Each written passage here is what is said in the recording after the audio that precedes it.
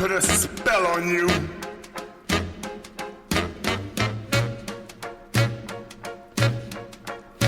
Because you're mine.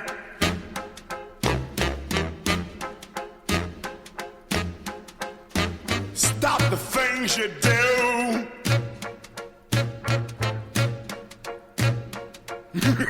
What's up? I ain't lying. Yeah, I can't stand. Woo! No running around. I can't stand.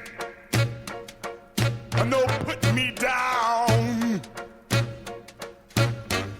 I put a spell on you. Because you're mine. Oh, yeah.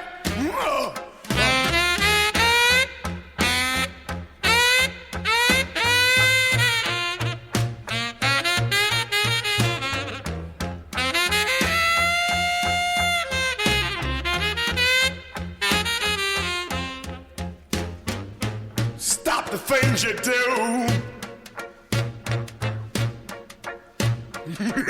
What's up? I ain't lying. Oh, oh, I love you. I love you. I love you anyhow. I don't care if you don't want me. I'm yours right now.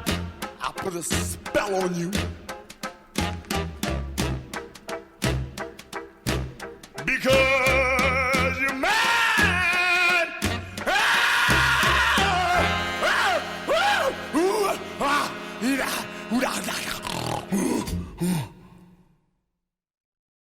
Like a rock, like a planet, like a fucking atom bomb. I'll remain unperturbed by the joy and the madness that I encounter everywhere I turn.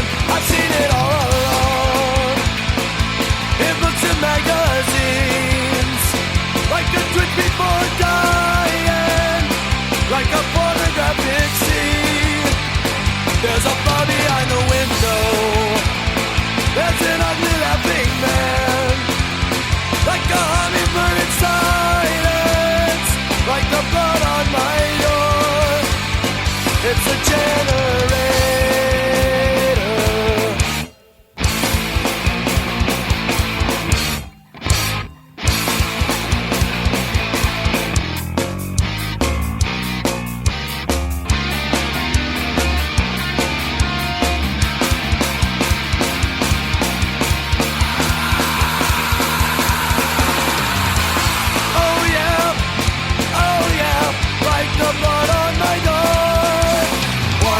Clean and I will run until I reach the shore.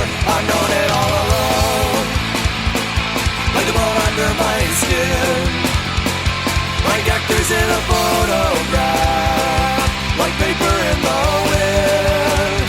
There's a hammer by the window, there's a knife on the floor, like turbines in darkness, like the blood on my door.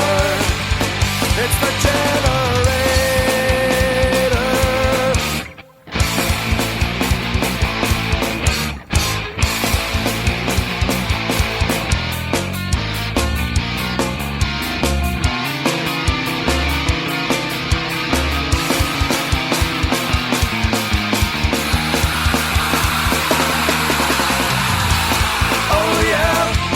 Oh yeah, like the blood on my door. Wash me clean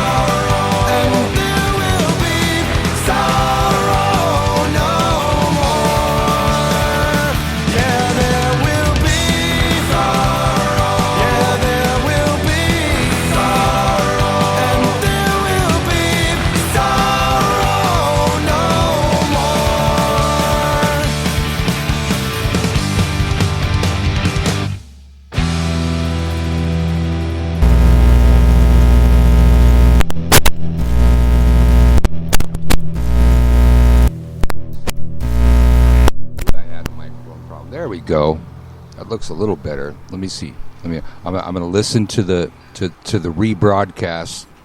About 3 seconds behind. Yep, there's the microphone problem. There's me fucking with the microphone. And there's hopefully me fixing the goddamn microphone. There we go. Okay. Old school. Old school in a new fashion. We have to listen to the 3 second delay to hear if our microphone's fucking up. Wintersons!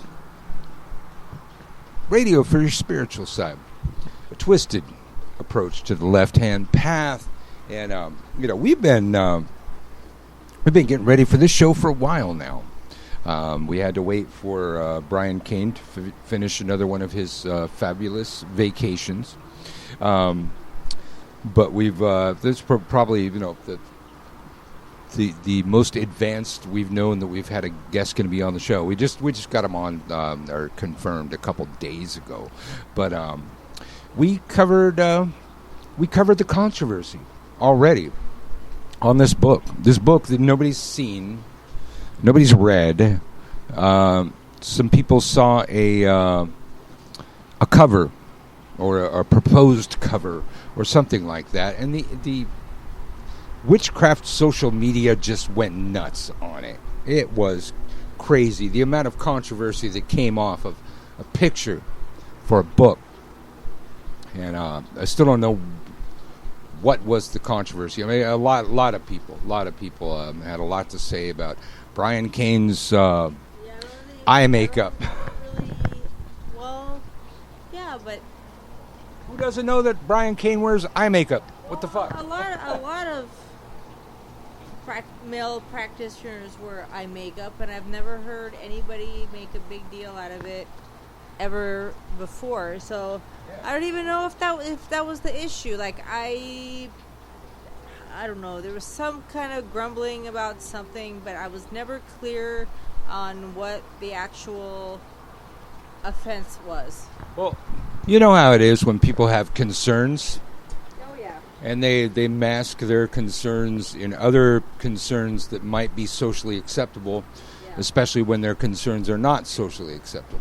So they're going to talk about the eye makeup, talk about the spookiness of it. I personally thought that the cover was Brian Cain depicting the Osiris risen position. Had his palms crossed on his chest, looking up. What? You people don't know that? Yeah. Okay, there's Brian. Okay, so we've got him. We're going to have him call in just any second now. But I want to read the little thing about his book, because we know nothing of his book. We know about the cover of the book, the controversy that the cover of the book caused, which, not going to hurt sales at all. Let's see. This is a book on real witchcraft. So Initiation into Witchcraft is the book we're talking about. It honors the old gods, the ancient mysteries, and the secrets of magic. This book will immerse you into the magical religion of witchcraft and will dispel many of the false myths that persist about witches. It's an enchanted window into what witches practice and what we believe. There's not a how-to book for those seeking to be instant witches or for those immediate spiritual gratification folks, but rather an exploration of the time-worn traditions, valuable ethics, and the awe-inspiring powers of the craft, as well as basic practices that will help you embrace the deeper ways of the witch. Is a signpost for those seeking the path that begins the journey of initiation into witchcraft. It is also a primer of occult techniques and rituals to prepare you for this journey. Witchcraft is personal power magnified through a relationship with the old gods. Through it, you can direct the course of your life and find a path to your most powerful self. Now, is that controversial, kids? This is the first any of you all have heard about the book.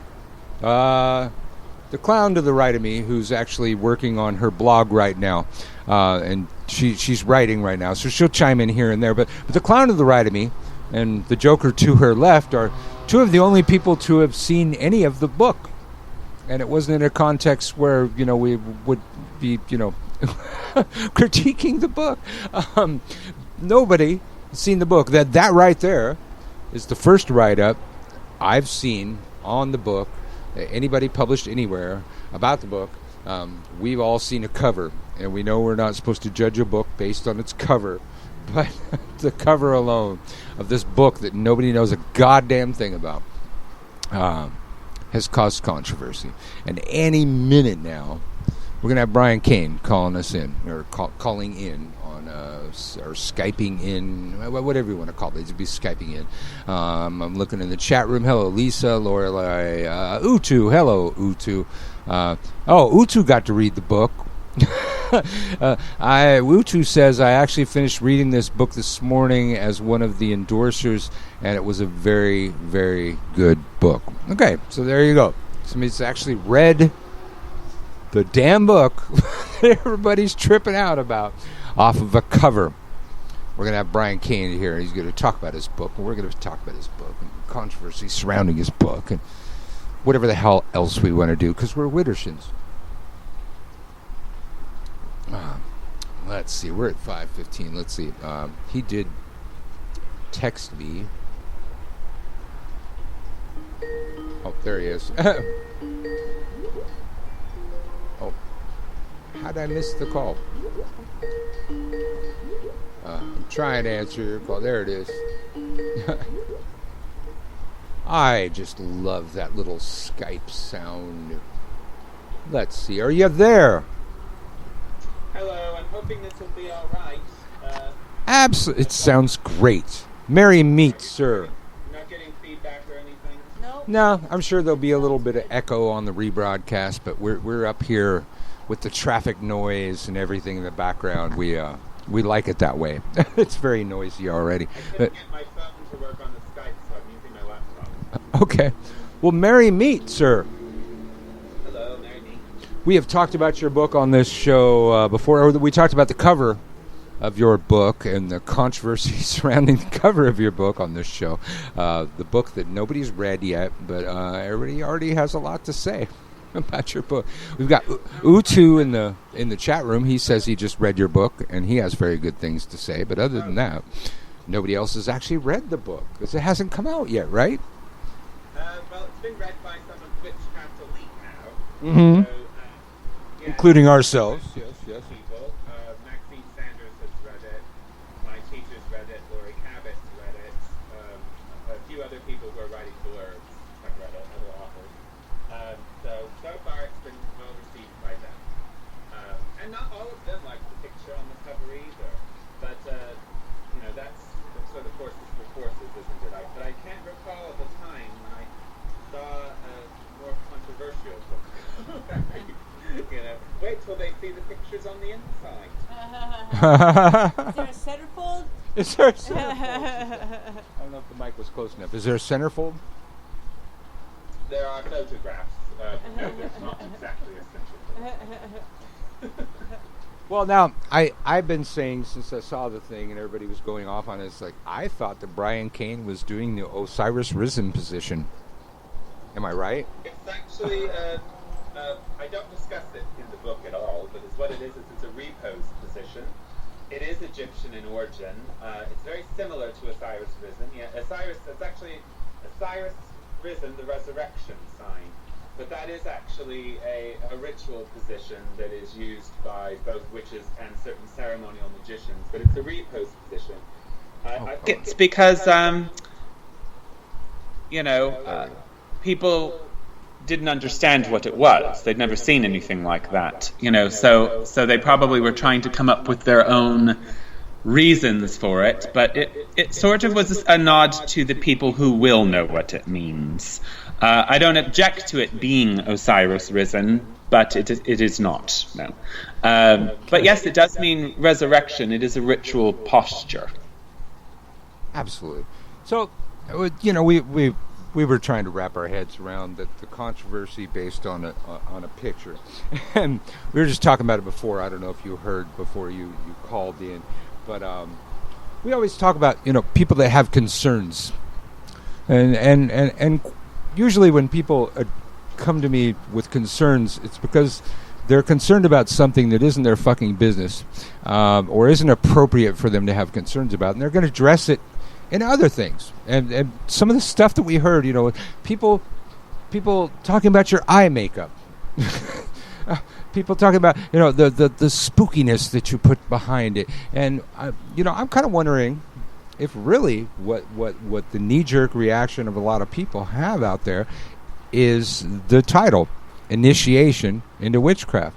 That's a hot topic item out there, and some people have extreme knee-jerk reactions if they don't have legitimate initiations, or that's challenged or something like that.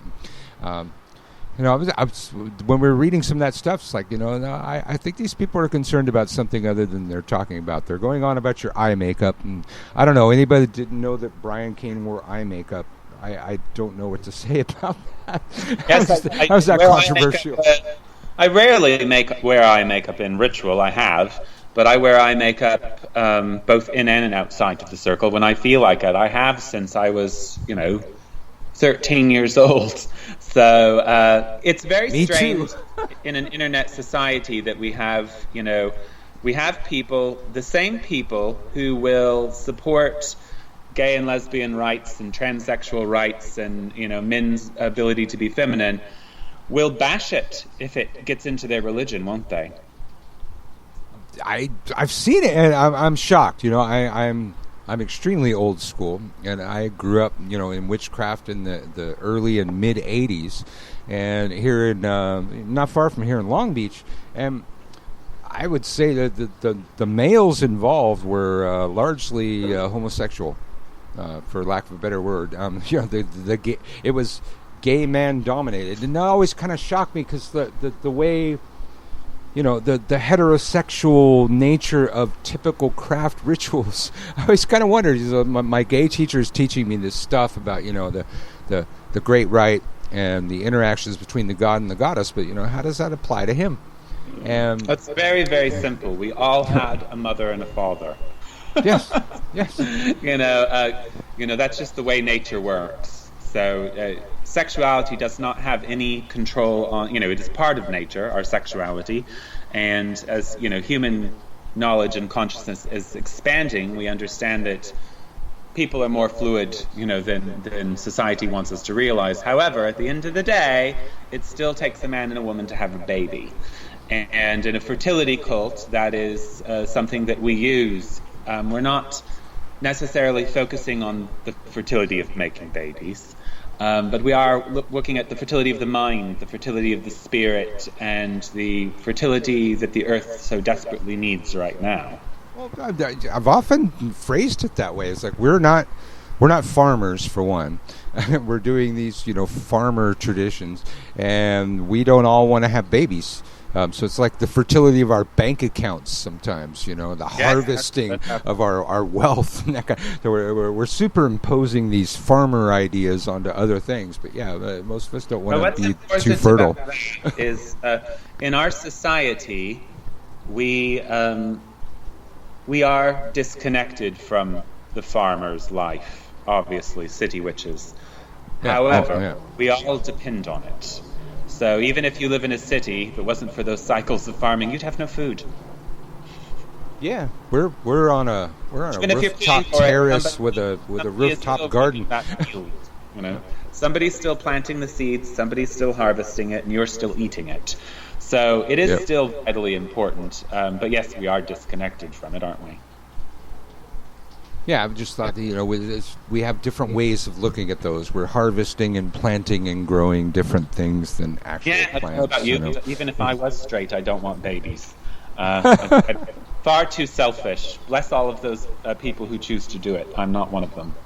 Well, that's just for me. It's why it's so shocking for the homophobia stuff that came up in regards to the picture of your book. It was a huge thing. I don't know. You're probably getting packing for vacation. I don't know if you followed it all, but it was everywhere, man. I wouldn't have known about it if it wasn't for Christian. Okay. I do keep myself in rather small circles, really. Well, we're often a gossip show, and I wouldn't know about it if it wasn't for Christian a lot of times too. But yes, I was told it was everywhere, and I thought it was. I was surprised. I did realize that there would be some controversy about a book cover with a person on it. I wasn't completely naive as to what I was doing. However, I was quite surprised at how far flung it was, and I think that's just the magic behind it. It ended up getting put out there in places it should not have been. There were actually people saying, I've said I don't want to see this anymore, and it's still appearing in ads.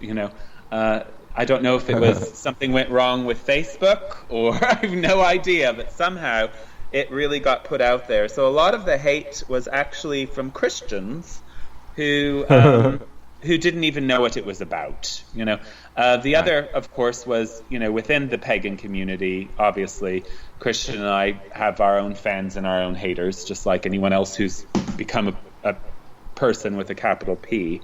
And there is a faction of people who dislike me because they dislike me. They don't know me, and they don't know what's in the book, and they don't care. And you're also right, there is another group of people who probably are intimidated by the fact that I believe in initiation, and they think I shouldn't have the right to believe in it. Yeah, it's certainly not talk about it or write it down. Definitely a big issue. But that's the thing. It's like they don't even know what you said about initiation yet. They saw a title and a picture, but we read through all of that. I think we covered a lot of the controversy on this show, and it's just like I was just shocked by the amount of homophobic shit that was allowed to float around on people's pages without those people banning those people and deleting their shit. Seen this before. Unfortunately, it is a part of the hypocrisy of the pagan community. Is the same things that they will, vilify, they'll let go if it's convenient for them. So usually if you've got somebody who dislikes Christian or myself or whatever the agenda is, because sometimes it's not about Christian and I, sometimes it might be just about initiation. But then absolutely. Say, this person looks feminine or too spooky or, whatever it's going to be.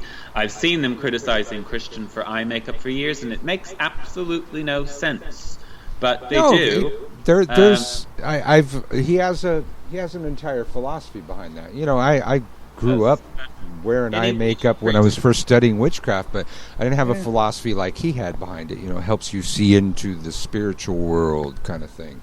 That makes sense. Very much, a mythology there. I mean, the Egyptians were one of the people to really highlight the use of eye makeup, and there was a magical and practical reason why they wore it, both men and women. Also, that's all fashion, isn't it? You might not like my T-shirt, you might not like my hair, you might not like my eye makeup, but when people go to attacking anyone's looks, that says a lot on its own. It means they don't have anything else to say. And they're trying to have some sort of power by being abusive. Well, you hit on an important point that I was thinking about when you said Egyptians. Like it's been my experience that regardless of the traditions, there are many traditions out there, but the ones that older school traditions that are practicing initiation. I see in all those initiation rituals key points from the Egyptians. Like even if you're not an Egyptian practitioner or your pantheon's not Egyptian, a lot of what I see in witchcraft initiation rituals is going to have to go all the way back to the Egyptians. It's like, even to the extent of symbolic death and rebirth. It's like that's really common. Down, didn't they? They wrote a lot down. Yes. And the occult took us a while to figure out what it was. Draws very heavily on the knowledge that we have about Egypt. Some of it was given to us by the Greeks. But absolutely all occult orders and movements within Western society, they do have a trickle down. There's a commonality, and the magic of Egypt certainly did have an influence. And that's actually one of the things that I addressed in my books. I think that there's a delusion that our witchcraft comes out of caves with screaming Celts and their great mysteries, but the Celts didn't do anything to them. Yeah. We know very little about them. In fact, archaeologists and anthropologists now currently say things like, we don't even really know the Druids existed outside of what the Romans wrote, because there's no exactly. The Roman battle records are all we have. Always telling people that. Saying we should abandon that culture. I think it is magical, but yes, the Egyptians wrote a lot down, and without that passing of occult knowledge into the West, we wouldn't have a great many things that we do now. Witchcraft is not only a scavenger religion, but it is a mystery priesthood, whether you think it's a modern incarnation or not. That is what it is. And I absolutely work with Egyptian gods. I'm very eclectic, and so are all Gardnerians and Alexandrians, really. Well, okay. So you brought me to an interesting point, because I'm always saying this. Before back in my time, we didn't have British traditional witchcraft yet, but we had the Gardnerians, and we had all the offsprings of the Gardnerians. And it had been my reading by I think it was Buckland that said it, is that Gerald Gardner, after a lifetime of studying religio magic around the world, settles down in the New Forest region, and that's where he meets the New Forest witches and starts that leg of his path. But a man that had spent a lifetime studying religio magic around the world would have had to have included things that he picked up and put into his bag of tricks along the way, making it ultimately an eclectic craft, which is not a problem for me. Why I really say it's a mystery tradition, a mystery religion, because it functions just like and as you guys saw in some of the writings, it functioned very similar to any mystery cult we've ever had. There's always been state religion. We have it now. The Greeks had it, the Romans had it, the Egyptians had it. However, there was an era of mystery cults that traversed the entire West, and these functioned very differently from state religions, and they functioned very differently from the Orthodox religions you have today.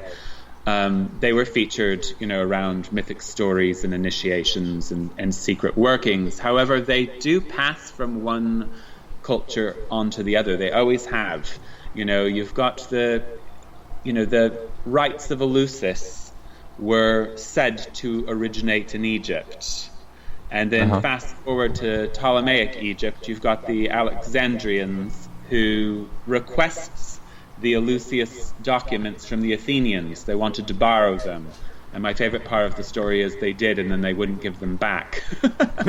Yeah. You had this exchange of knowledge, saying, oh, this comes from Egypt. And then you've got the Egyptian Greeks asking for it back. You've got all these different things. You've got different times, Delphi, once possibly a seat to Gaia, then becoming a seat to Apollo, and eventually becoming a seat to Isis. A part of history most people don't know. These were mystery cults. They were initiation cults, and they shared information and evolved out of each other. We don't know enough about the Druids to know whether or not they had connections to any of these things. What we do know is that the craft that we are practicing today, that came out of the 1930s, 1950s, is a part of the Western occult initiatory tradition, and they all have common threads. Gerald Gardner was not just an initiate of witchcraft, he was also, a third-degree Mason, and we know that he was in some way connected to the OTO. These things are all connected. Other members of the New Forest Coven were said to have been co-Masons, Rosicrucians, things like that. It all came from a common thread, and that is one of the other things I try to highlight, is that the modern craft and the occult are not separate in magical practice. It is simply a matter of what order or what branch of this movement you belong to. no different than we could compare what was the cult of Alexandrian to the cult of Eleusis or the cult of Dionysus. They were very similar, but they were different, and it was just a matter of which one you belonged to. Absolutely. That makes a lot of sense. So let's see. I'm looking in the chat room. Oh, there's Christian. Hello, Christian. Utu says your book is very inclusive. It does not talk down to anyone in any way. It's a very encouraging book for the seeker. I'm not sure everyone will feel that way, but I really do believe in. I'm very blunt, but I do respect anyone who is on a magical journey. That is something that I can have in common with someone right away. So one of the things I like about Hexfest is it's very different from other festivals I've encountered, and the people are all there from different religions, cults, branches, priesthoods, whatever it is. You've got Christians, voodoo people, witches, Santeria, all these different things, different kinds of witches, but the common ground we have is that we all believe in magic, and that's enough. Yeah. And we realize that's the common ground. I think the problem the pagan community has is they're trying to have common ground with each other that does not exist. A person who identifies as a pagan and goes to festivals and loosely practices, what they might call Wicca, has very little in common with a Gardnerian. Except the fact that they are a part of a counterculture. They may believe in magic, they may believe in old gods. They do have some things in common. But trying to force those two people to hug is never going to work. You've got to find your common ground and then have a mutual respect about the differences. I don't care if someone doesn't believe in initiation. It doesn't bother me at all. I believe in initiation. So that's not a common ground we have. So trying to force two people with opposing views to have a common ground with an opposing view is not ever going to happen. You just have to respect each other. But we might have the common ground of believing in magic. And it works, and so that's the common ground you try to have. I think that this inclusive culture that has been created, or is trying to be created, both in and outside of the magical community, is sometimes a little bit like Borg-minded. It's like join us, be different but be the same. It's like, do what you're doing, but do it the way we think you should. It's very strange to me. I want no part of it, and I spend my life not having a part of it. I respect people. I respect their rights to opinions. I simply stand in my own. That's it. And some people find that intimidating. People don't have to listen to me. They don't have to read my book. They can if they choose to. They can like it or not like it. I think that's true of anyone who chooses to have an opinion. I'm sure you get that with this show. There's probably people that hate you just because you have the show. Oh, yes. Yeah. But we just use that for fuel. You could transform any energy coming into you. Sometimes I'll do stuff just to make a bunch of people hate me, just to get a bunch of energy. Now you sound like Christian. Well, I'll probably have to credit him. I grew up, not grew up, but, so I spent a long time listening to Hex Education. And I was in a much smaller pond, but a blossoming pagan community of Santa Cruz, which I had helped to create. And it got big enough for them to have witch wars all the time. And I was often, in the middle of those. And I would listen to Christian Dave. And he had a new witch war every fucking week. And it was huge, it was volatile, it was all-consuming, very dramatic. And in a week, man, he finished each one.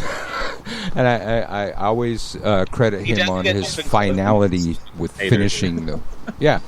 But it's his finesse and finality with ending a battle. I will always credit him with that, and I've learned a lot with that. Hopefully do that too. My personal strategy is literally just, and I fail at this sometimes, but I just don't respond. I state my opinion and I walk away. You know, if somebody wants to ask me questions about that opinion, fine, that's all good. But I'm not going to justify my opinion or get into some scrap with somebody because they don't like it. I just move away from the situation. I've said it. It's out there. You know, it's like, do with what you will. And the book is the same way. You know, I'm happy to promote it, and I thank you for having me on the show to promote it. But, you know, it's done now. I've done it. It's been put into the world. You know, whatever it's going to be is what it's going to be. And hopefully it does. That's magic right there. Somebody. Yeah. You know, that's what I would call the third key of magic, man. You got to throw it and let it go.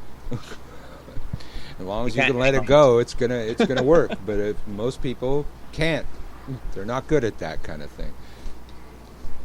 People who, you said it in the beginning of the show, people who have concerns that are usually not, you know, their business. It's not really about having a concern. It's about control and power, and it's about the narrative, you know. Alexandrians are very obsessed with power. We're also very conscious of control. And that's what this is really all about, the politics of the pagan community or the craft is, you know, they want everyone to think the way they think. And there's probably people that could flip the script and say that about me. The difference is, it's not actually true. Putting out our traditions and the way that I believe, because it is special to me, important to me, and I want it to be available for those people who it's right for. You know, it's not right for everybody. It couldn't be, it shouldn't be. There's so many things out there now that people can practice and do. We've got a smorgasbord, you know. So, you know, people can find what's right for them. Even if it's a mean demonic poodle like the one you probably just heard.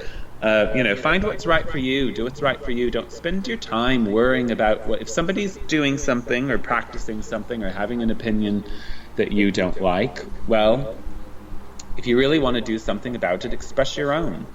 You know, you don't need to get on some soapbox and try to duke it out over who's, you know, this whole conversation we've had for years about initiation, not initiation. You know, you get these people go on these groups and, I don't need initiation. I'm solitary. I don't need initiation. You know, and it's like, you're saying that an awful lot.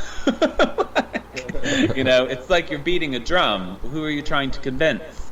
And if you're solitary and you've got to go telling everyone you're solitary, well, how solitary are you really? You seem like you're hungry for community and validation, you know. And I think that's the end. You know, that's the real thing, is that people are intimidated or they feel like they're not validated and they want you to validate them. It's not my responsibility to validate anyone who's not stepping foot in my magic circle. Huh. You know, that's how I feel about it. And if you're not working with someone and they're not working for you, what difference does it make? You know, you're not in their ritual. I you know, I'm old school, and we agreed a long time ago in the 80s that Wicca didn't recruit. So I go one step further just to make sure that I'm not trying to talk somebody into something for my own benefit or anything. As soon as I see hesitation in a student or an initiate or anything, I talk them out of it. I scare the fuck out of them. I give them the scariest fucking tales, and you know, usually my last words to people are "happy trails to you," and that pisses a lot of people off. But I will not talk anybody into it. It's not a path for the timid, and if you're scared, you get the fuck out. I think just white light Wicca shit out there is not my kind of witchcraft. Since witchcraft emerged as a religion in the 1950s, it was never okay. In fact, in both Gardnerian and Alexandrian craft, we've never sought recruits. We do not offer people initiation. Everything in the craft has to be asked for. They have to come to us and they have to request it. Yep. And if somebody says to me, should I get initiated? My answer to them would be no. Yeah. I think I adopted something from something I saw about people trying to convert to Judaism when it comes like the teacher grade. I will not answer 3 times. I will totally diss the person that wants to be initiated in that grade 3 times. I shouldn't even say this on the radio because you're going to find out about my ways, but I will not answer. I piss a lot of people off. It's like, if you don't, for me, teacher grade is fire. And it's like, if you don't have the fire to not let me ignore you when you ask to be initiated into a certain grade. You're not ready for that. It's very individual, and it's the path, and I do think, I think initiation is extremely magical, and I do sort of, the only reason I beat my drum about some things is because there does have to be sort of a counterbalance, These things that we're practicing did come from somewhere, and from places and people that were doing them long before most of us were born. Yep. And, they're still relevant. People are still doing them. I remember seeing with an Instagram picture, and it was a picture of Janet Stewart Farrar, I think, consecrating wine. And it said something along the lines of, what Wiccans used to do. And, it got passed around a lot of initiate circles because it was funny. They don't think this is still happening. Those old black and white photos? Yeah, they don't think this is still happening. It's still happening. I got to say, those were hot.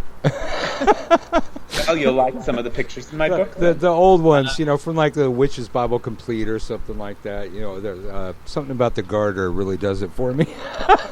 Oh, very Gardnerian. I hate to disappoint you, yes. But yes, it is. It's a witchcraft symbol. Comes from mythologies, but yes, these are all relevant. There are still witch ladies who are performing their rituals naked with a garter on, and some of them have even earned the garter. Yeah. All right. Let us take a quick break, and we'll be right back.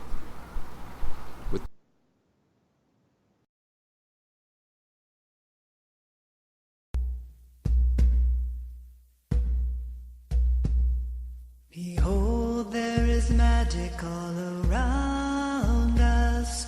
Behold, there is magic all around us. Behold, there is magic all around us.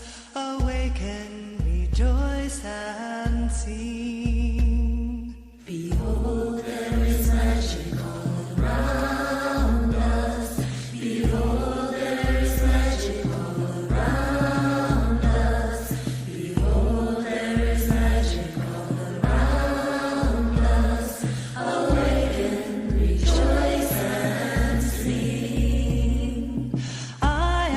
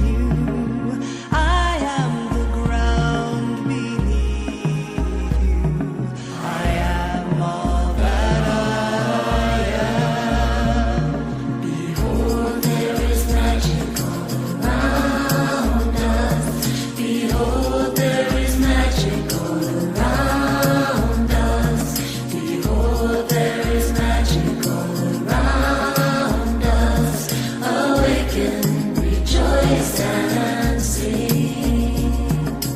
I am the spirit around you. I am divinity within you. I am the light shining through you. I am all that I am. Behold, there is magic all around us. Behold, there is magic all around us. Behold, there is magic all around us. Awaken, rejoice and sing. Behold, there is magic all around us. Behold, there is magic all around us. Behold, there is magic all around us. Awaken, rejoice and sing. Awaken, rejoice and sing. Awaken, rejoice and sing. Abigail Spinner on Wittershins Radio. That takes me way back. For 13 years, I used that particular song to call the quarters of the full moon ritual for my tradition. I wish I could step outside myself and see that performance. It was quite a show. Every full moon, me and a guitar made it all happen. And that song, man, and a couple other songs she had too. But we're going to get back to Brian Cain in just a second, but we got to talk about Hexfest. It's right around the corner. I'm like having to get my stuff together and buy a bunch of paper thin white clothes to survive the heat. New Orleans. It is a challenge. I gotta get sandals and whites and a hat that the air goes through or something. Let's see. All right, Hexfest, August 9th to the 11th. It's right around the corner. Like I said, join in the magic. Tales of the magic of the Crescent City of New Orleans stretch back over the centuries. It's an enigmatic place where voodoo, hoodoo, witchcraft, and even Christianity blend at the crossroads of spiritual power. On August 9th to the 11th, 2019, Brian Cain, Christian Day, and the Witches of New Orleans present Hexfest, a weekend of witchery held in the heart of the historic French Quarter. The conference opens with a riverboat ritual and dinner held on an authentic steamboat on the Mississippi River, followed by 2 full days of workshops, drumming, and ritual at the Bourbon's Orleans Hotel, a venue riddled with the history of hauntings. Hexfest has gathered witches, root workers, voodoo priests, and other magical teachers from within New Orleans and around the world to honor their time-honored wisdom. Between workshops, attendees will love the magical shopping in our on-site vending hall, where you can purchase powerful ritual tools, spell books, exquisite jewelry, and spellcrafts handmade by true practitioners. All right, here's where I got to take a breath. It's a big list. Hey, presenters from the 2019 Hexfest hail from across the spectrum of witchcraft and magic and include Brian Cain, Christian Day, Austin Shippey, Byron Ballard, Carrie O'Crow, Christian Steffens, Dorothy Morrison, the Dragon Ritual Drummers, Fiona Horn, Hoodoo Sen Moise, Jason Mankey, Lady Rhea, Laura Tempest Saycroft, Michael Carell, Melissa Mayhem, Patricia Telesco, Sally Ann Glassman, Sandra Maria Wright, St. Elias, Sarita Testay, Star Cassis, Star Ravenhawk, Thorn Mooney, Witch Doctor Utu, and Yeshe Matthews. Oh, God, it's a long list. Whether you're a beginner or an advanced practitioner, Hexfest will help you discover the secrets of witchcraft and expand your mystery of the magical arts. And get yourself over to hexfest.com. It's selling out. I'm telling you. It's going to sell out. Just because old Uncle Birch, Michael Corral, whatever you want to call it, just because I'm going to be there, it's going to sell out. You'll see. All right. Back to our guest, Brian Cain, who's going to be there. Very well done. I'm not sure if you breathed. What's your workshop or workshops? What do you have? What do you have at Hexfest? It's actually going to be on Initiation into Witchcraft. It's going to be about the book. Well, and the book is coming out for Hexfest, right? That will be the first available time? There will be physical copies available at Hexfest. I believe my ruthless publisher in the other room is going to have it for pre-order out very soon if it's not already. He's working on that today, the final things.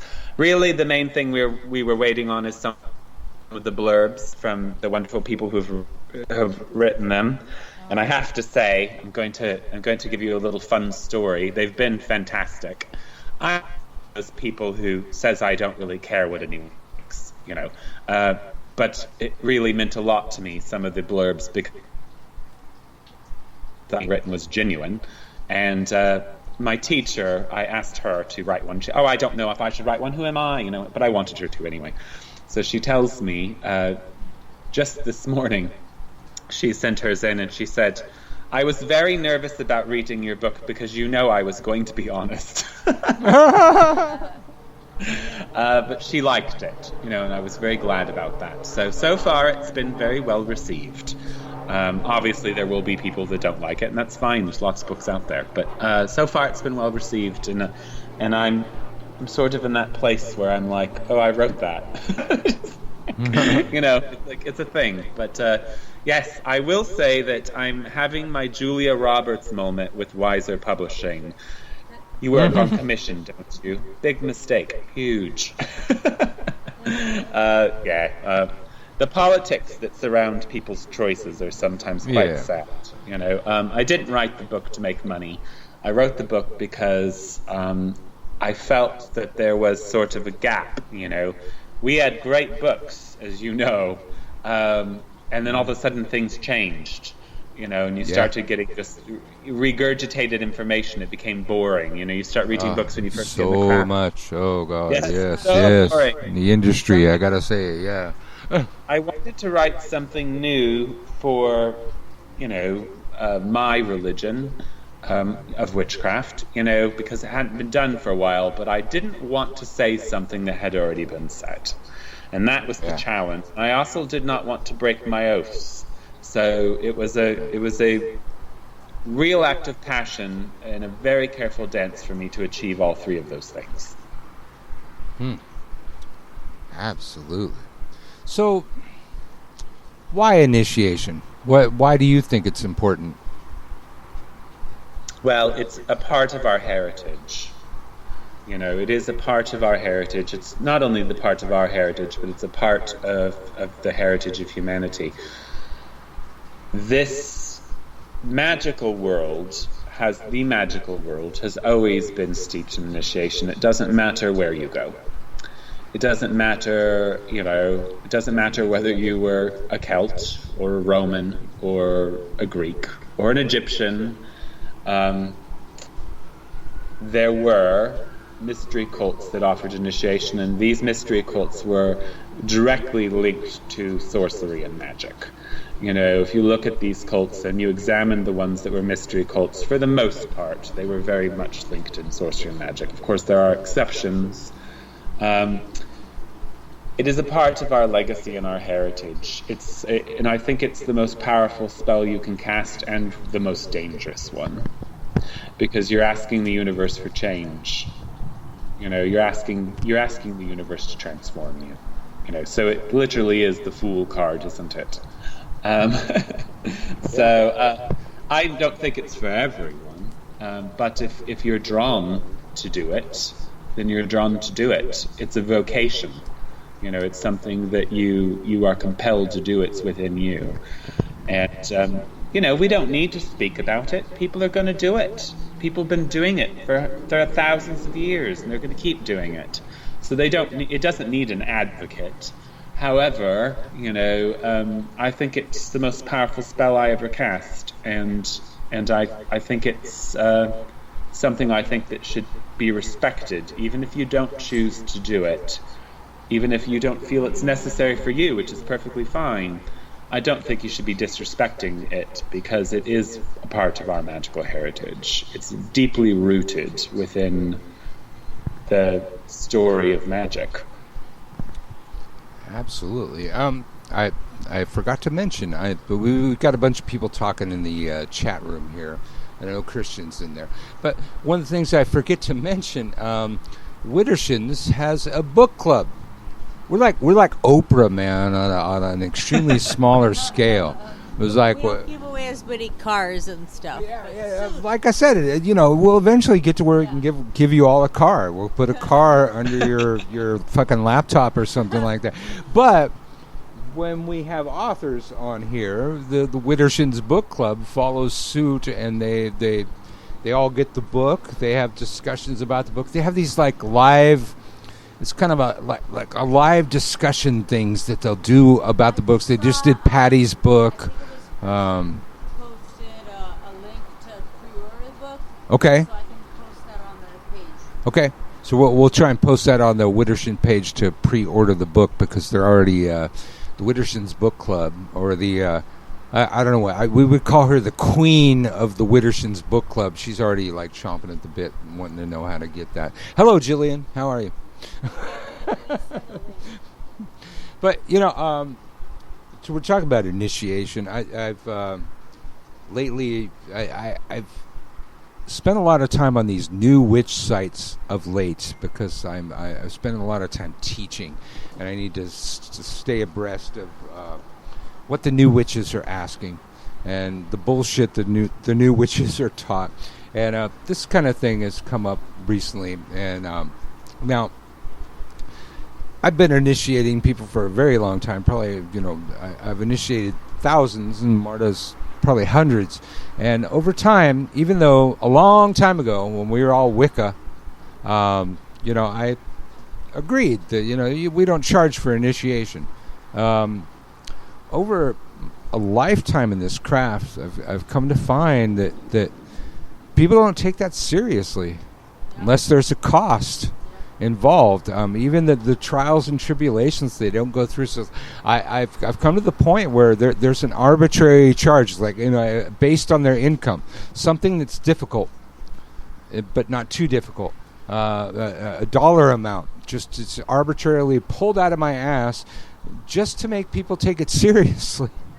When we've taken initiations into other traditions, like Palo, that was like thousands of dollars in several days. I took it seriously. I took it more seriously than most of my initiates ever took their initiation seriously.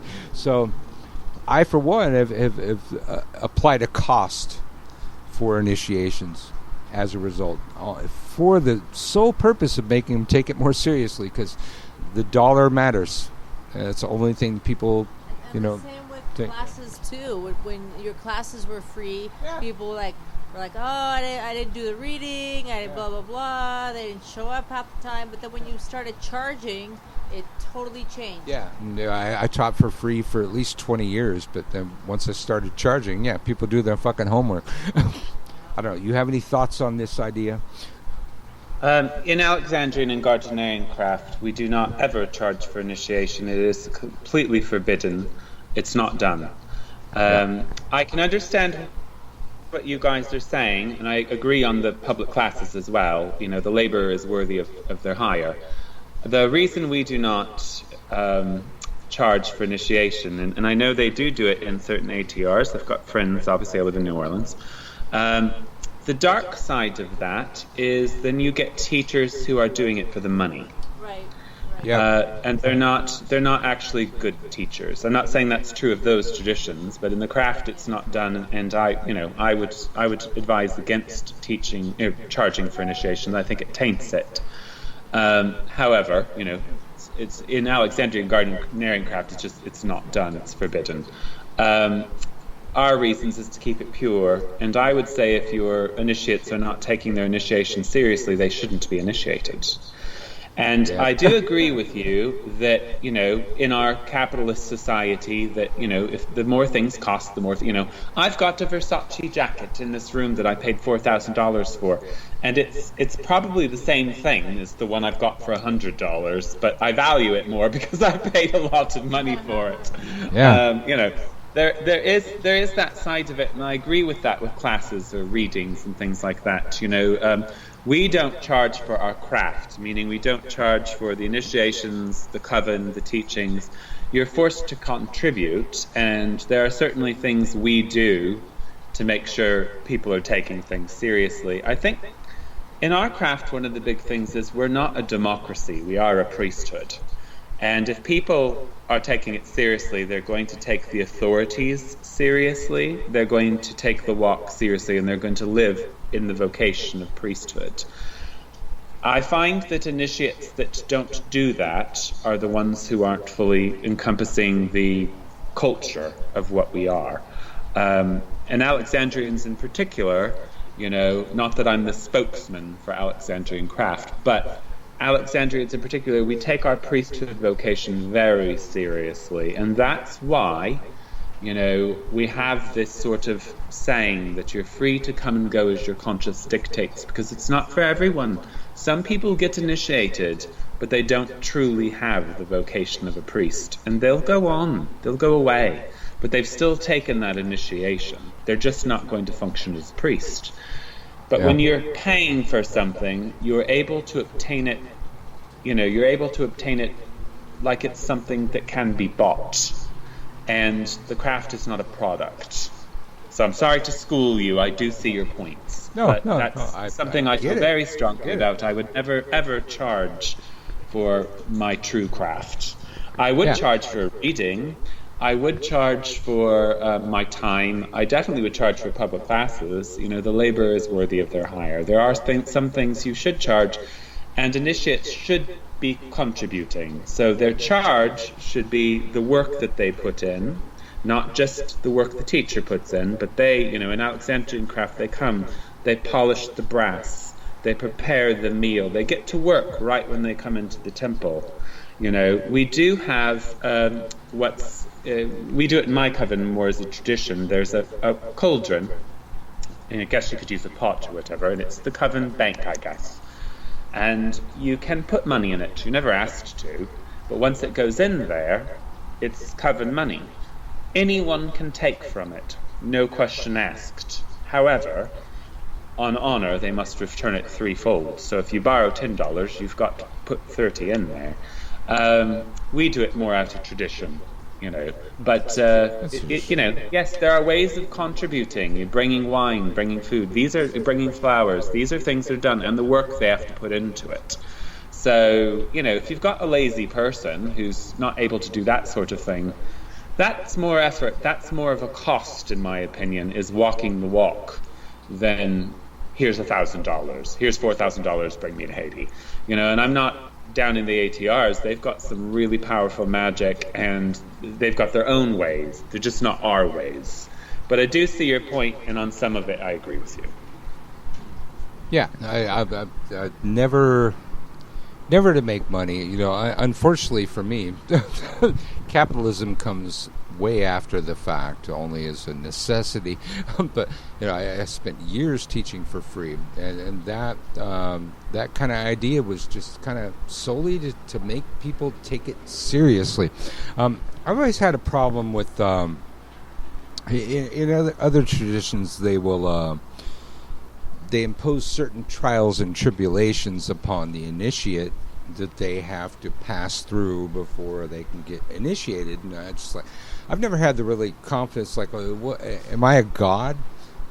How can I decide what this person needs for their spiritual progress? So I kind of always just kind of threw that out to the universe, and it's let that decide. But I've never, as a priest, felt confident deciding what another person's trials and tribulations should be prior to initiation. But every initiation should have those. I don't know anything about this. I can tell you that we do have techniques and rituals that are used, but we trust the magic to create its own trials and tribulations. Usually, when someone gets initiated, they're casting a spell asking for transformation. So usually, things will start happening in their personal life that they need. That's what I'm talking about. Yeah, it happens. I don't have to make it happen. In Alexandrian and Gardnerian craft, as far as I'm aware, we don't have, we don't set any trials or tribulations up. It's the magic will have its way. Perfect. That's pretty much where I'm at. It's like I can't decide that, but when you start on a certain path, certain it'll trials happen. and tribulations come up. Yeah, it'll happen. It's not a bar. No.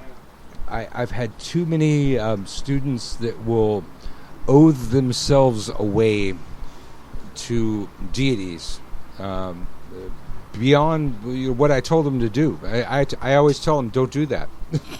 But I've had students I have one oathed himself away to become a priest of Hecate.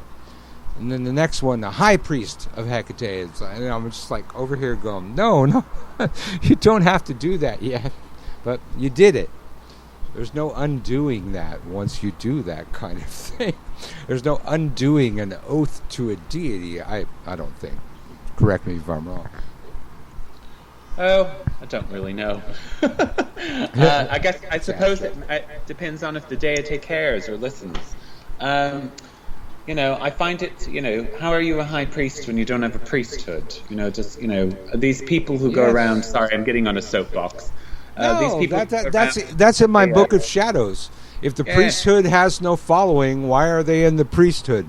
Word for word. Well, I mean, there's different kinds of priesthoods, but there are, look at the mystery cults. They didn't, and modern witchcraft, we don't have followers. In fact, the initiates of modern witchcraft really are the Sancristic clergy with the only line of succession in modern paganism. Do they receive us? No, they hate us.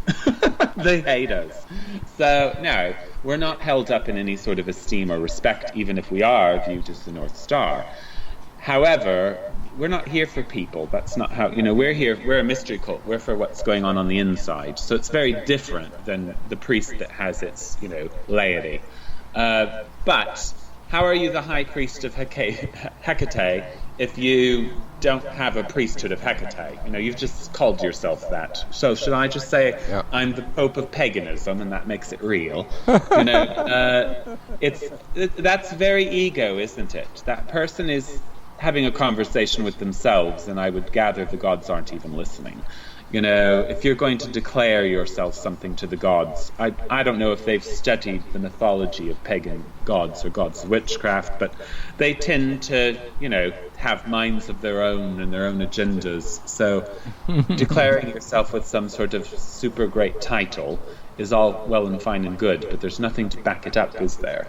I've said that online. People will say, well, I'm this and I'm that. And I say, I don't care if you call yourself the Queen of the Purple Fairy Regiment.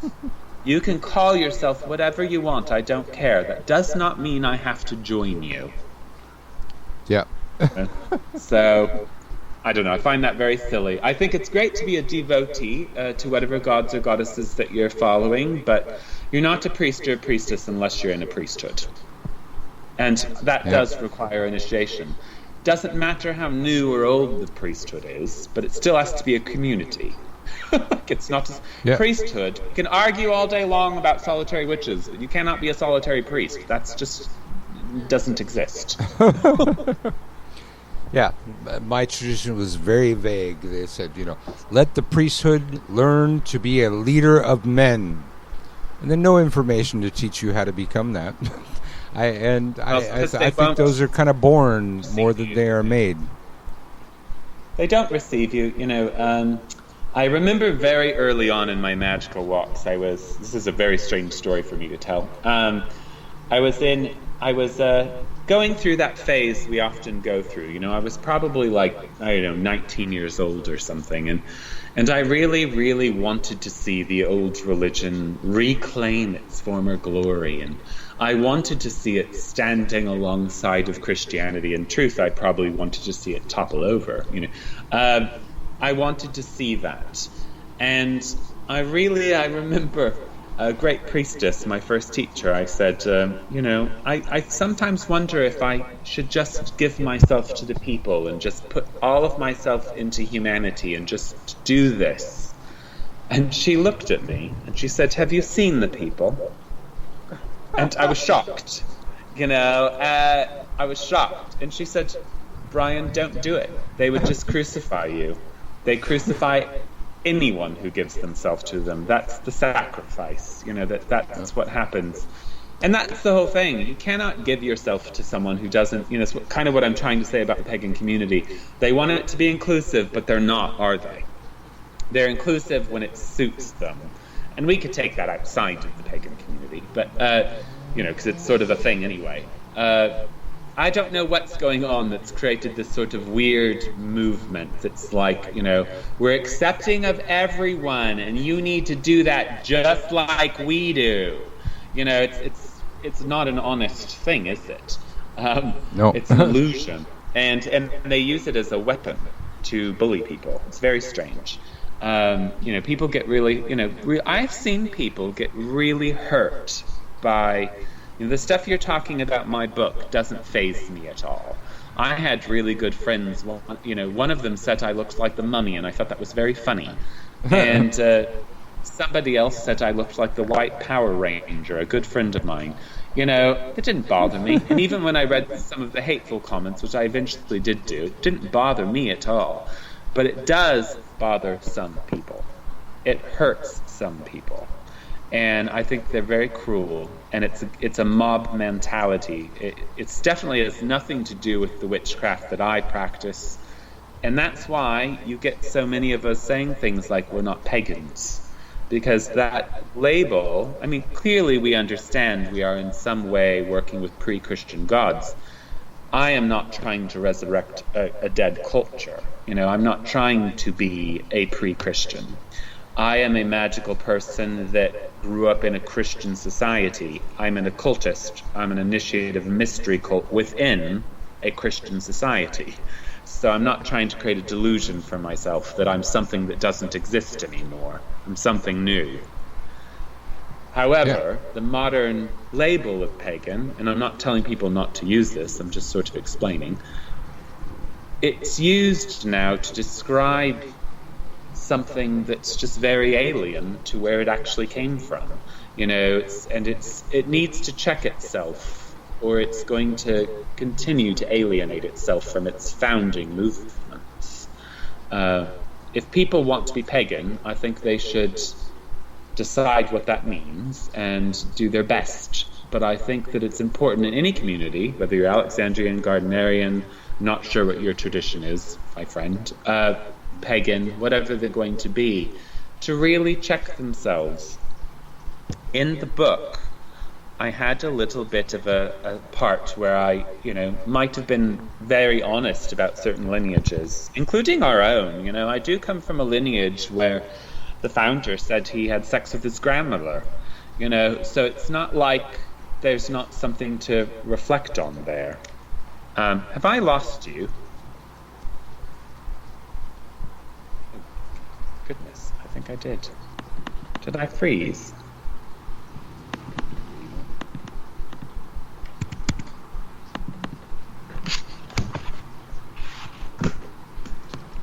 I have no idea what's going on now. Why is that happening? I hear you. Oh, are you there? Okay. Yeah, I hear you. You're good. Sorry, it went completely blank. I thought my computer froze. It faded for a second, but I hear you. Yeah, you're good. All right, we're good now. I was like, oh, I think my computer froze. Still know what's going on. Anyway, it's on a rant, but the point of it is check ourselves, you know, and be honest about our history, you know, and, you know, nothing should be done out of cruelty, you know. Let's share information. Let's be honest. Let's, and be firm in what you believe. That's fine. You know, like you and I can disagree about something. It's fine. Doesn't mean it has to be a thing. You know, I don't know. I think I love magic and I love witchcraft and I love the life that I have and the wonderful, fantastic people that I get to meet. And I guess I'm just a happy person, so I don't feel the need to. I don't understand the cruelty sometimes. I think that would be the only naive thing about me, is I don't understand the cruelty. But I do understand at the end of the day it's about power, isn't it? Well, a story that I've had to tell recently.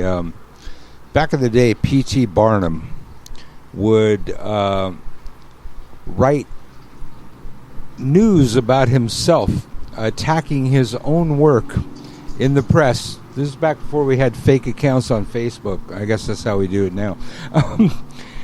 Just to keep his name in the press. It's like, all you need to do is keep your name in the pagan press. Doesn't matter what they say. What they say is irrelevant. I don't know if you ever studied chaos magic. I always talk about Phil Hine.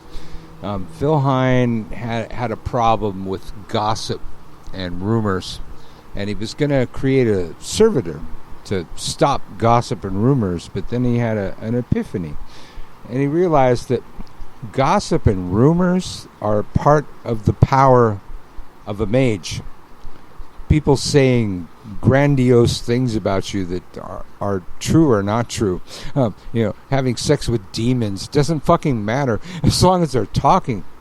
I that's love all having you need. sex with demons. Yeah, there you go. That's all. As long as they're talking about you. I mean, they were talking about your book before anybody knew a goddamn thing about the books. You'll be fine. Well, I was shocked about that. I'll admit, I was a little bit shocked that it was such a thing. Not entirely shocked, but that it was such a thing. It tickled me. I won't lie, it tickled me. And I thought, wait till they read it. I'm sure it'll get bashed by somebody. That's fine. It is what it is. I think I created something unique, and I did my best. And I had strong competition because there have been really great books, and so much has been said about witchcraft that's really great. And there have been a lot of really great authors. So it's tall order to fill to try to squeeze yourself into something that's already been so well done.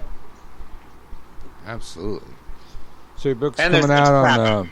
I'm talking about all that. So it's coming out on Warlock Press, August, 9th?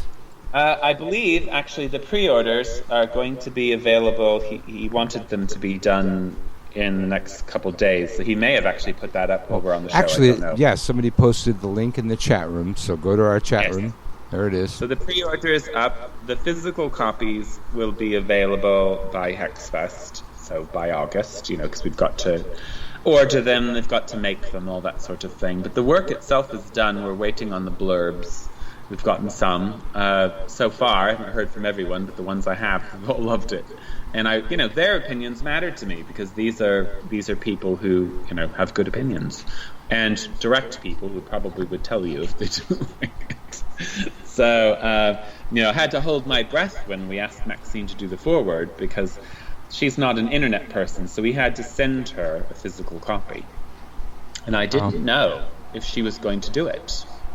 I didn't know. So everything in her foreword was genuine, and she would have said, if you've ever heard Maxine speak, she would have said if she didn't like it. She would have said if she, if she had a couple date corrections. That was it. That's been kind of universal. A couple people have had a couple things. Well, I disagreed with a couple things, but it was fantastic. But it's been well received. I think it's a good book. It is meant for seekers. I think people of experience will enjoy it.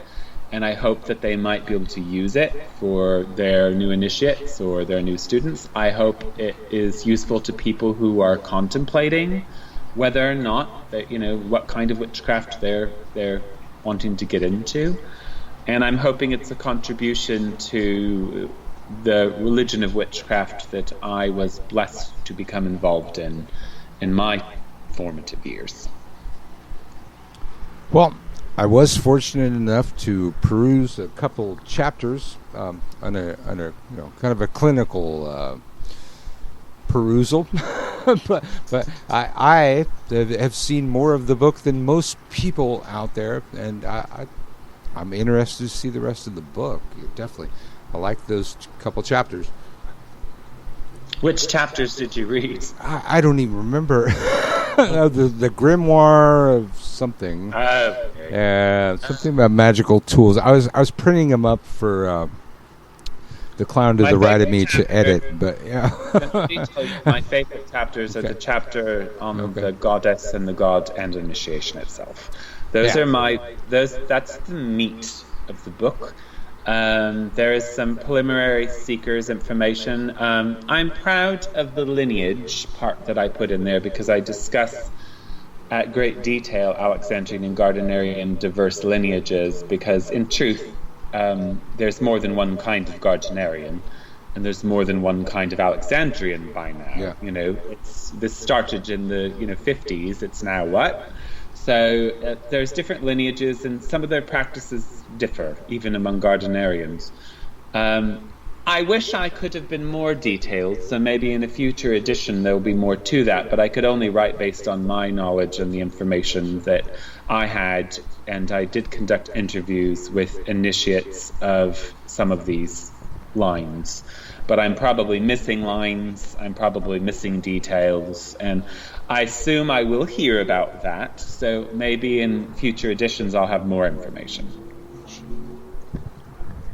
Well, there's a lot of people talking about it in the chat room here. Utu's talking about it. Jillian's talking about it. They got the link. They got the link for the pre-orders posted. All right. Let's see. I tend to think, it comes up all the time.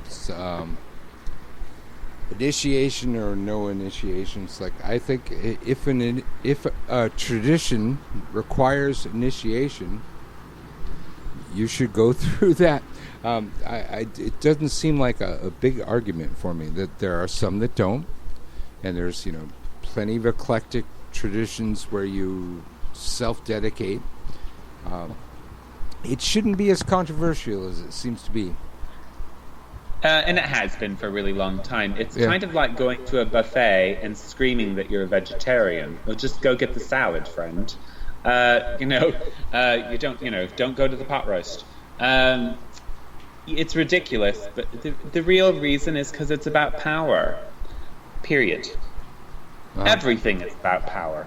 There's a line that said, I thought for a long time it was from House of Cards, but it's actually from, why can't I think of his name right now? A beautiful poet whose name, he's gay, and I can't think of his name right now. Oscar Wilde, thank you. But it's everything, everything in life is about sex, except sex. It is about power. Well, in truth, even though I love that statement, what it really means is everything is about power. Every conflict you have in your relationships, everything you have at work, everything you have on the internet, it's always about control and power. Whether they don't, there are people who just don't want anyone within Gardnerian or Alexandrian movements to have an opinion.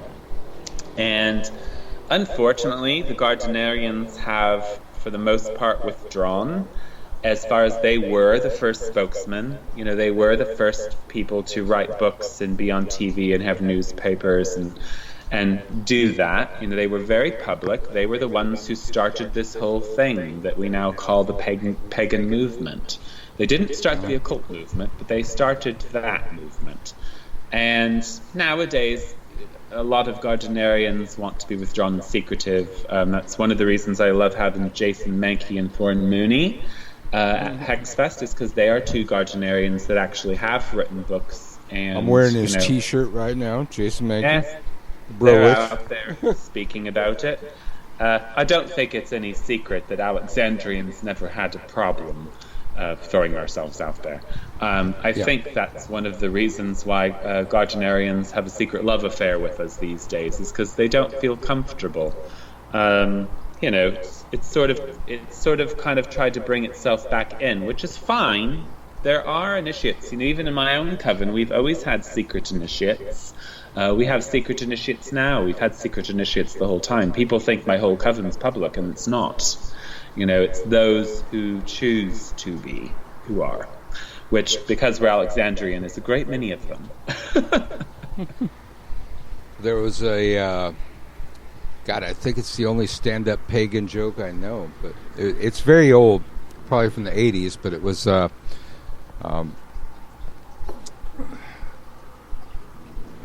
God, I don't even remember the joke now. How do you cast a circle? Well, it's a third-degree secret. Oh, yes. And it says, well, how do you cast a circle in Alexandrian? Well, it's a third-degree secret, but I can sell you a book about it for $19.95. It's an old joke.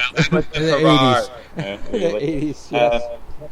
Which is interesting because the Witch's Way and the Witch's Bible, I have a love-hate relationship with those books because they were very good for me on my walk, and I do think the craft will use anyone to survive, and I think that those books have done more good than harm, but they were unquestionably acts of oath-breaking, and I think it's not in a huge way as one might think. They were really working with Doreen with the core Gardnerian Book of Shadows.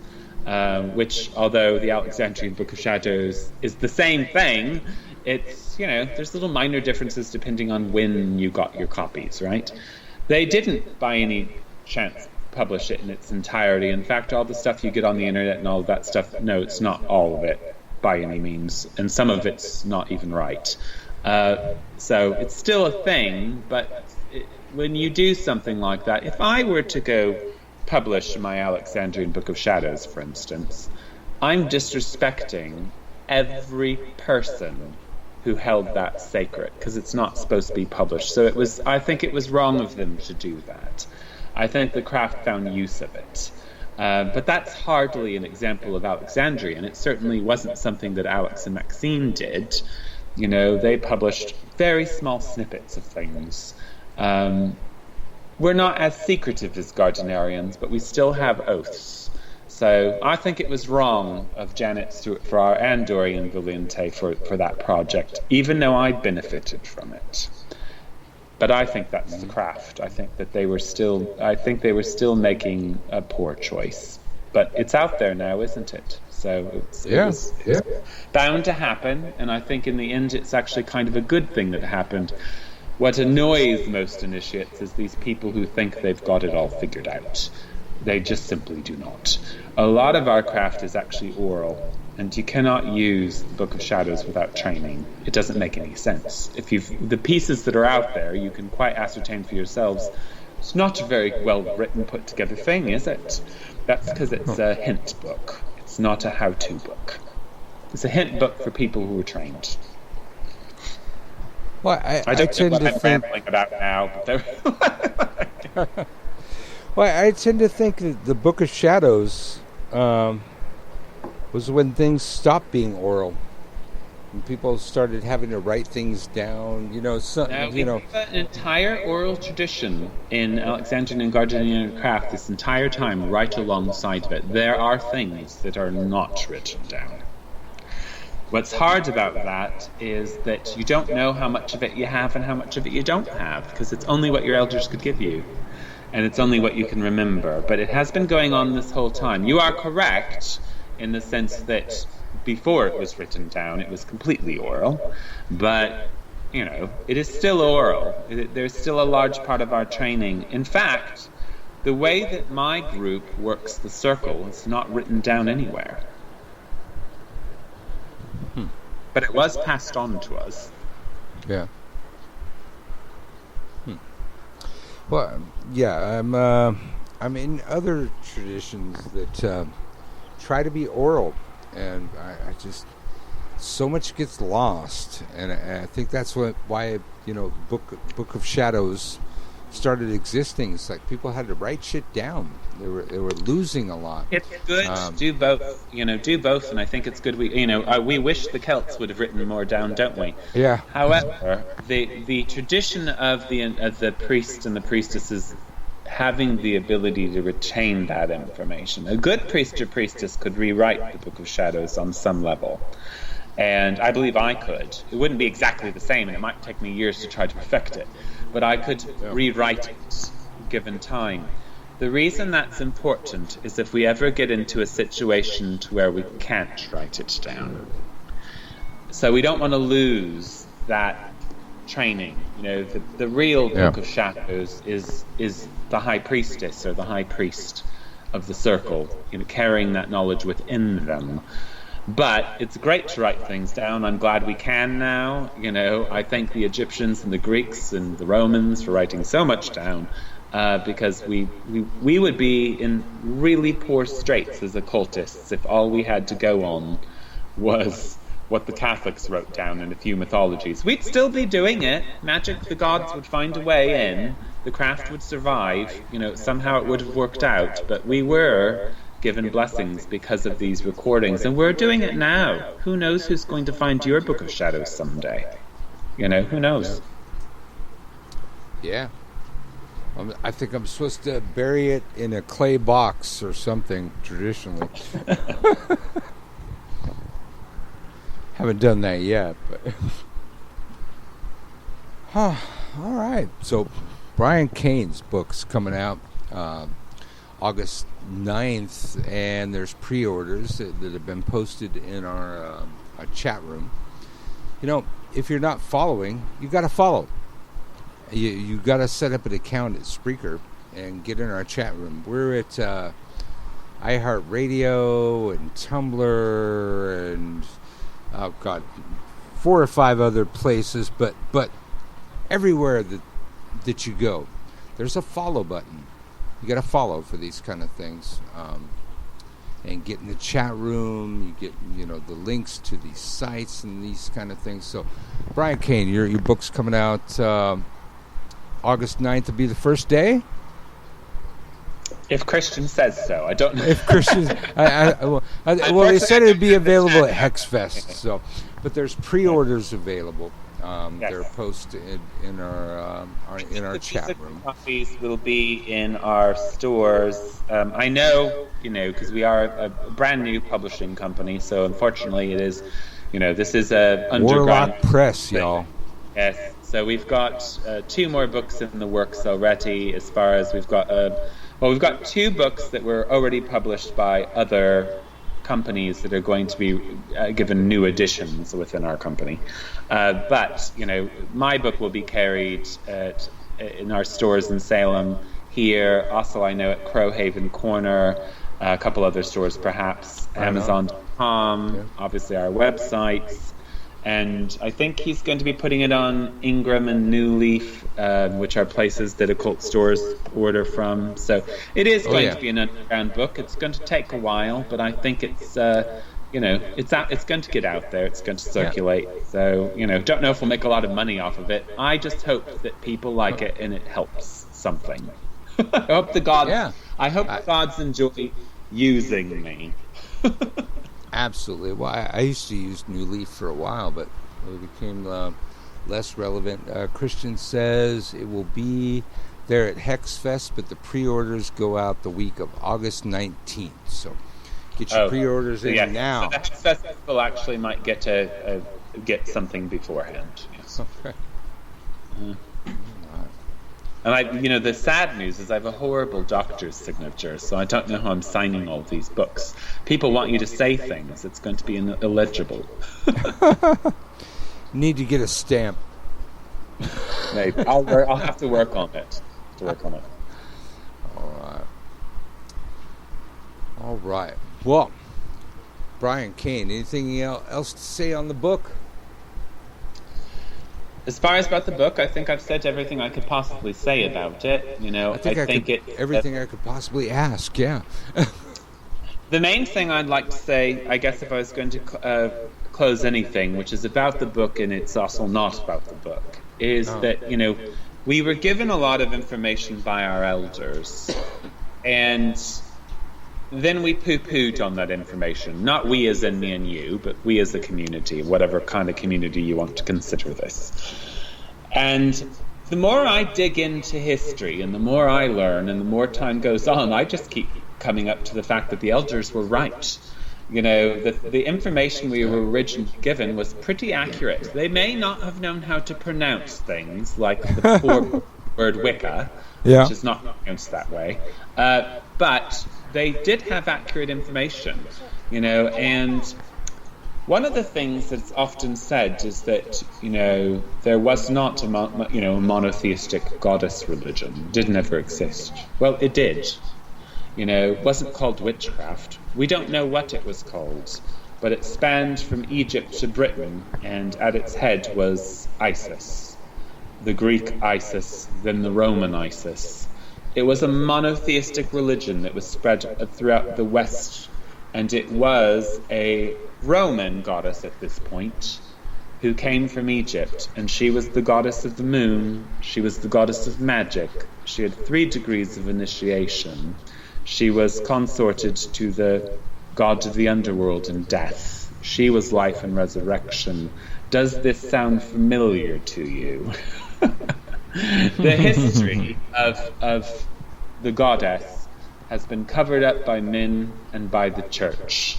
And even within paganism and modern witchcraft, I think that there is still a resentment for those movements that truly uplift humankind and the great goddess who this world so desperately needs. And I hope that my book in some way highlights the truth of her presence and her continued presence within the West. Woo! Well said, sir. All right, Brian. Merry meet, merry part, and I'm going to merry meet you again at Hexfest. Yes, you will. Thanks for coming on the show. Thank you for inviting me. You're both very lovely, and thank you to your wife for being one of the editors of my book. Thank you. Okay. We'll talk to you later. Good night, everyone. Blessed be.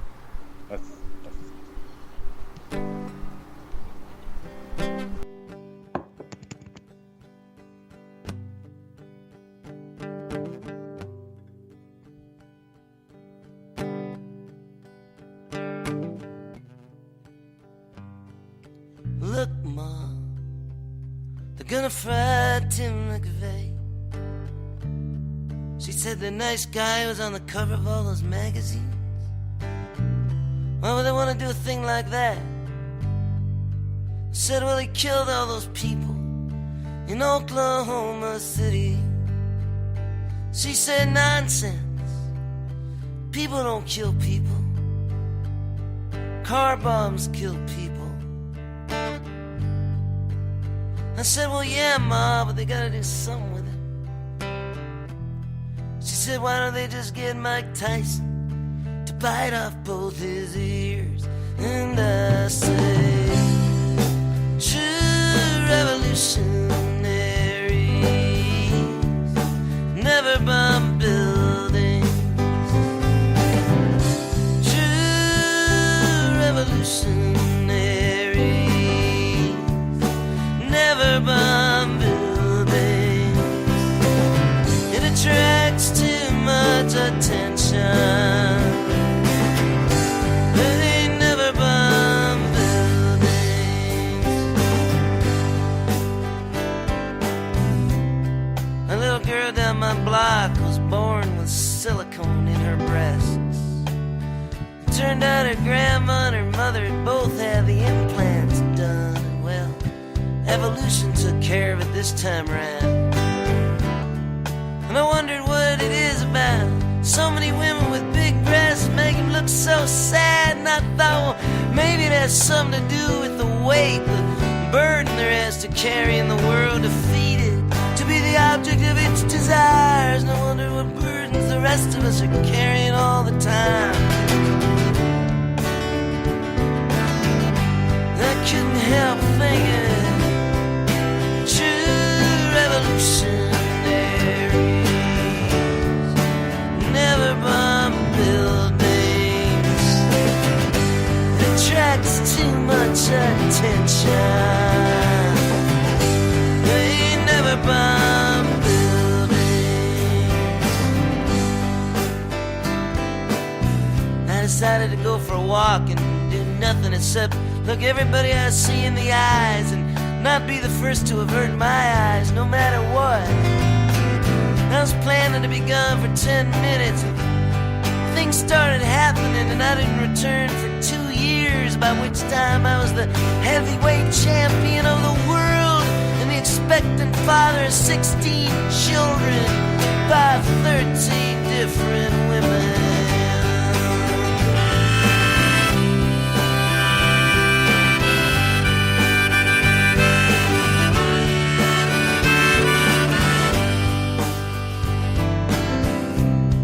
I was in a fishing village in coastal Spain.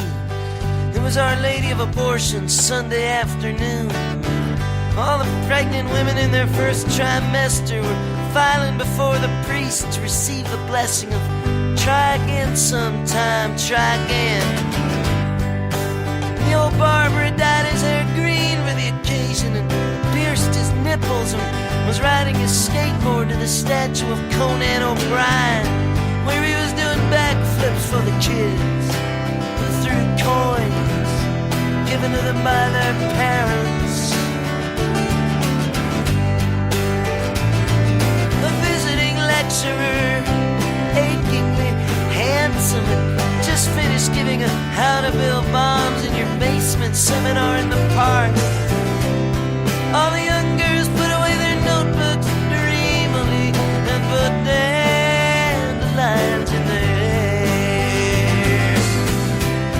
Chimpanzee who had managed to type out Hamlet 3 years before was sitting in the third floor office of the driver's license building, typing out zoning ordinances, typing out learner's permits, bored and lonely. Pee Wee Herman was sitting in the central square in the grass, naked and masturbating, while all the townspeople moved to him slowly and kissed him softly and sung the lullabies in the grass. And in Berkeley, and in Greenwich Village, and in Paris, and Scotts Bluff, Nebraska, no one sits around funky little coffee shops anymore talking revolution. Nah, they get a Starbucks to go. They go back to their basketball games, where they see who can jump higher, who can jam, who can take it to the rack. And they all wear baseball caps, except they don't say Yankees or Dodgers or Cardinals anymore. They say Nike, Reebok, Adidas. Cause the pro players don't play for teams anymore. They play for shoe companies. And the kids aren't fooled. Nah, they're just biding their time, waiting for the millennium to come, when all the computers will crash, cause the best scientists in the world forgot to make them read. Zero to revolutionaries, never bomb buildings. True revolutionaries, never bomb buildings. It attracts too much attention. They never bomb buildings.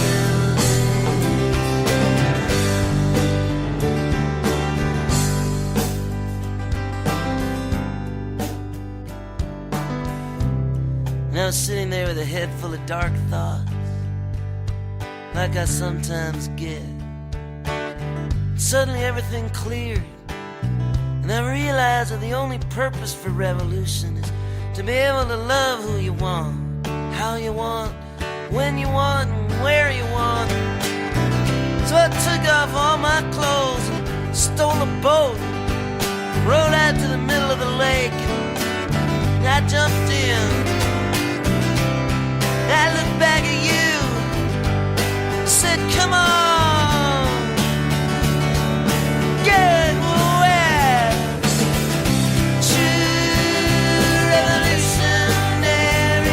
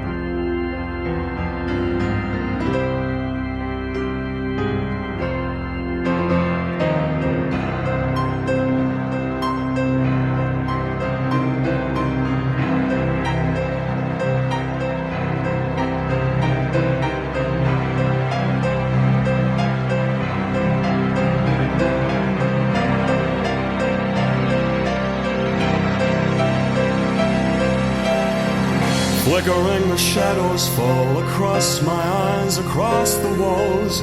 Time engulfs me once more. I'm in the place and I'm enthralled. The mist that creeps, the hound that howls, the lightning illuminates the towers. Is it only I can see the beauty of the beast? Your magic never ceased. With quickening pulse, what lies behind the door? A curious step retreats once more. The creature with a darkened soul. The story of the damned unfolds. Bella, Boris, Basil on. Laurie, Vincent, now all gone. Looming pallid on the screen. The beauty of the beast. Your magic never ceased. And now, though a curtain has been drawn, you go on forever as before.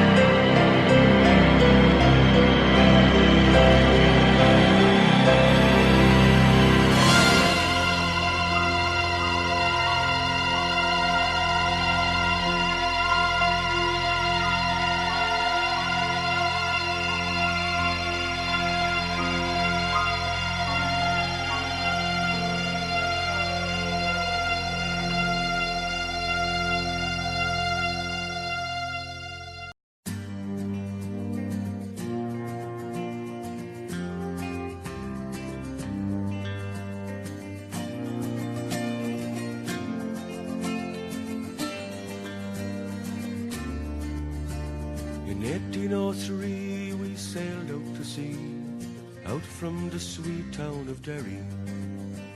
For Australia bound, if we didn't all drown, the marks of our feathers we carried. In our rusty iron chains we cried for our wains, our good women we left in sorrow. As the mainsails unfurled, the curses we hurled on the English and thoughts of tomorrow. At the mouth of the foil, bid farewell to the soil, as down below decks we were lying. Oh, Doherty screamed, awoken out of a dream, by a vision of bold Robert dying. The sun burned cruel as we dished out the gruel. Dan O'Connor was down with a fever. 60 rebels today found for Botany Bay. How many will reach their receiver?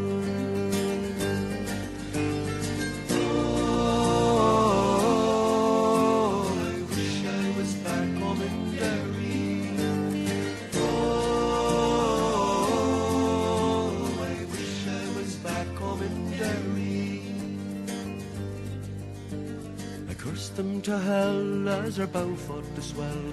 Our ship danced like a moth in the firelight. White horses rode high as the devil passed by, taking souls to Hades by twilight. 5 weeks out each morning, in our own slime we were lost in the time. Endless night without dawn.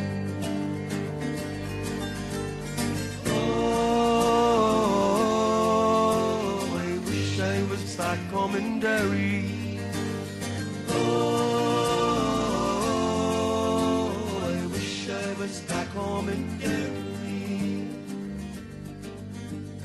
Van Diemen's Land is a hell for a man to end out his whole life in slavery, where the climate is raw and the gun makes the law. Neither wind nor rain care for bravery. 20 years have gone by, I've ended my bond, but comrades go so walk behind me. A rebel I came, I'm still the same. On the cold winds of night you will find me.